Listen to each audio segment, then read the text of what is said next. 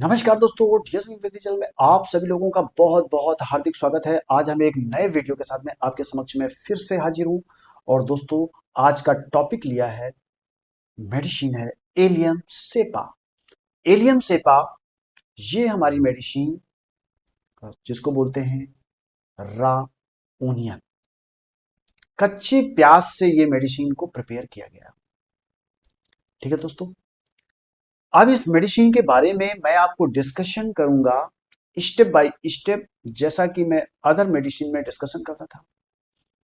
Point wise उसका appearance कैसा है, उसका लोकेशन क्या क्या है, वो लोकेशन में कहां पर ज्यादा, वो कौन सा पार्ट ज्यादा इफेक्टेड है, उसका सेंसेशन कैसा है, किस तरीके का सेंसेशन इस मेडिसिन के अंदर में बनता है, उसका एसेंस जिसको हम लोग बोलते हैं लास्ट समरी।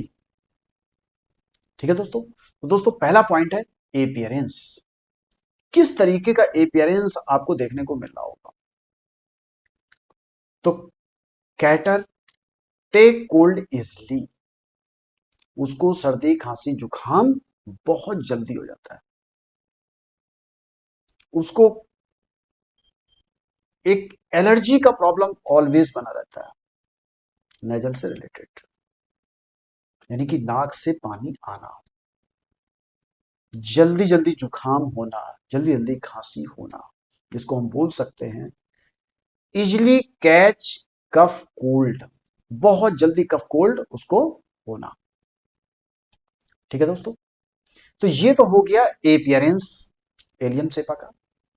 नेक्स्ट, लोकेशन क्या है उसकी। लोकेशन का मतलब ये है कि ये कहां कहां पर इसकी प्रॉब्लम ज्यादा अपियर होती है।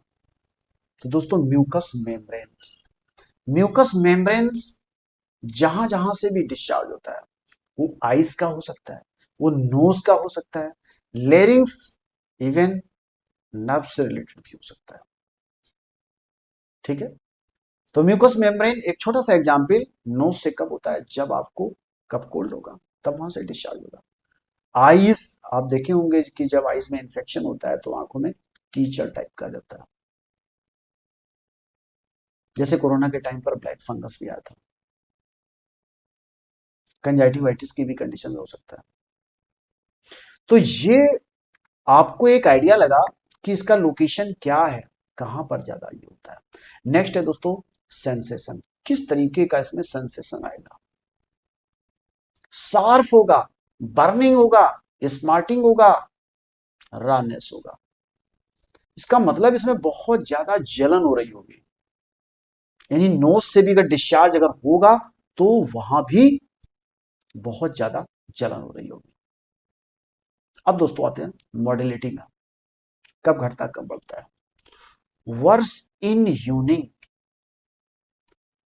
यूनिंग के टाइम में, शाम के टाइम में एग्रावेशन ज्यादा होगा। वो कफ कोल्ड भी हो सकता है, रनिंग नोज भी हो सकता है, लेरिंग्स में इंफेक्शन कोई भी हो सकता है। ठीक है दोस्तों, अब हम आते हैं बेटर कब फील होगा। वर्ष जब फील हुआ था कब, यूनिंग में। दूसरा, वार्म रूम में, गर्म कमरा है, होता है ना, ठंडे से गर्म, गर्म से ठंडे में जाते हैं तब ये प्रॉब्लम ज्यादा होता है। नेक्स्ट है better, better in open air, अच्छा कब फील होगा, जब खुली एयर में वो रह रहा होगा। एंड कोल्ड रूम, जैसे एसी वाला जो रूम होता है उसमें बहुत अच्छा फील होता है। Next essence. अब हम आते हैं इसकी समरी के ऊपर। तो ये पहला जो मैंने पॉइंट बताया था, specially for easy cash cold, यानी कि कोरेजा भी हो सकता है, कॉमन कोल्ड भी हो सकता है, with acrid needle discharges. Nasal discharges क्या होंगे, नाक से जो भी स्राव होगा या डिस्चार्ज होगा वो बहुत ज्यादा एसिडिक होगा, जलन हो रही होगी, पेन भी हो सकता है, कभी कभी आई से भी सिक्रेशन होता है, आंखों से पानी निकलना। वो जो आंखों का पानी निकलता है वो बहुत ज्यादा लगता भी है। ठीक है दोस्तों। नेक्स्ट अगर मैं बात करता हूं, इसमें जब कंटिन्यूअस छींक उसको आ रही होगी, कंटिन्यूअस आ रही होगी, और इसको जो गर्म रूम होगा उसमें कुछ तो आराम मिलता है। आप देखेंगे कोल्ड जो टेंडेंसी होगी, यानी कफ कोल्ड स्नीजिंग वगैरह, ये प्रॉब्लम जाएगी लंग्स में, और जब ये लंग्स में जाएगा तो इसको हम ब्रोंकियल अस्थमा भी बोलते हैं। म्यूकस निकलेगा, प्रोफ्यूज होगा, प्रोफ्यूज सिक्रेशन ऑफ म्यूकस, बहुत ज्यादा म्यूकस निकल रहा होगा। कफिंग, खांसी बहुत ज्यादा होगी, एंड मच रैटलिंग, घड़ की आवाज आएगी। ठीक है दोस्तों, तो आई थिंक इसमें बहुत सारी चीजें आपको समझ आ गई होंगी। एलियम सेपा के जो सिम्टम्स ऑलमोस्ट जो मिल रहे थे वो रिस्पायरेटरी ट्रैक्ट में इंसर्ट कर रहा होता है।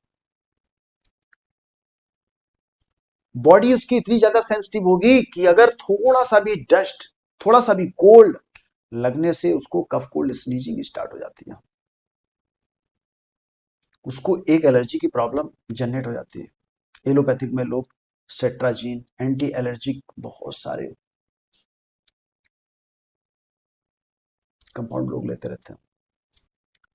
इसमें एलियम सेपा की एक खास और आइडेंटिफिकेशन है, जलन होगा, स्वेलिंग होगा, आंखों में होगा। आई इन्फेक्शन हमारा बहुत ज्यादा और बहुत जल्दी होता है, इसलिए थोड़ा सा सावधानी बरतेंगे। और दोस्तों, अगर उसको एलर्जी का प्रॉब्लम है, नहीं खत्म हो रहा है, जरूरी नहीं है कि नेजल पॉलिप्स का केस हो, ये जरूरी नहीं है कि नाक का मांस बढ़ गया हो, नहीं भी बढ़ा हुआ होता है फिर भी लोग डरा देते हैं कि नाक में आपका मांस बढ़ गया। तो दोस्तों, इस एलर्जी को ठीक करने के लिए दो सबसे इंपॉर्टेंट जांच करानी चाहिए। पहली है सीबीसी, दूसरा है ईएसआर। ठीक है दोस्तों, तो आई थिंक इसमें आपको बहुत सारी चीजें समझ आ गई होंगी कि एलियम सेपा का क्या इंपॉर्टेंस है। ठीक है, और इसमें हम एक चीज जरूर ध्यान रखते हैं, प्याज में क्या सबसे ज्यादा होता है, सल्फर। सल्फर इसको, एलियम सेपा को एंटीडोट कर देता है। तो हमें वहां पर भी ध्यान रखने की जरूरत है, क्या हमको लेना क्या नहीं लेना, ये चीज हमको बहुत जरूरी है। तो अगर एलर्जिक कंडीशन अगर ऐसी हो गई हो, मान लेते किसी को डस्ट एलर्जी का प्रॉब्लम है, तो हमको प्रोटेक्शन लेना पड़ेगा।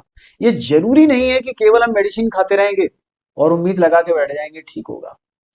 जिसकी वजह से मान लेते हैं आप डस्ट के एक्सपोजर में अगर आए, तो आपको डस्ट बहुत ज्यादा प्रॉब्लम करती है,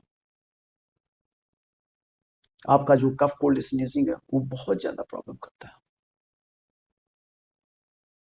ठीक है दोस्तों, तो आई थिंक इसमें बहुत सारी चीजें आपको समझ आ गई होगी। फिर मैं रिपीट कर रहा हूं कि एलर्जी टेस्ट के लिए दो हमारे बहुत इंपॉर्टेंट जांचें हैं। पहली है हमारी सीबीसी, दूसरी है ईएसआर। ठीक है, एंड अगर नाक में नेजल पॉलिप्स हो, वो भी एक आइडेंटिफिकेशन है। तो हमें इन सब चीजों को ध्यान में रखेंगे। और ये एलियम सेपा के ऊपर में जो मैंने वीडियो बनाया है, तो ये आप लोगों को बहुत अच्छे से समझ आया होगा। फिर भी जो हमारे चैनल को फर्स्ट टाइम देख रहे हैं, तो प्लीज हमारे चैनल को सब्सक्राइब करिएगा, जिसकी रिक्वायरमेंट है उसको शेयर करिएगा, लाइक जरूर दोस्तों कर दीजिएगा। ठीक है दोस्तों, तो आई थिंक ये एलियम सेपा के बारे में बहुत अच्छे से समझ आ गया होगा। तो मैं इस वीडियो को यहीं पर फिनिश करता हूं। Thank you so much. जय हिंद, जय भारत।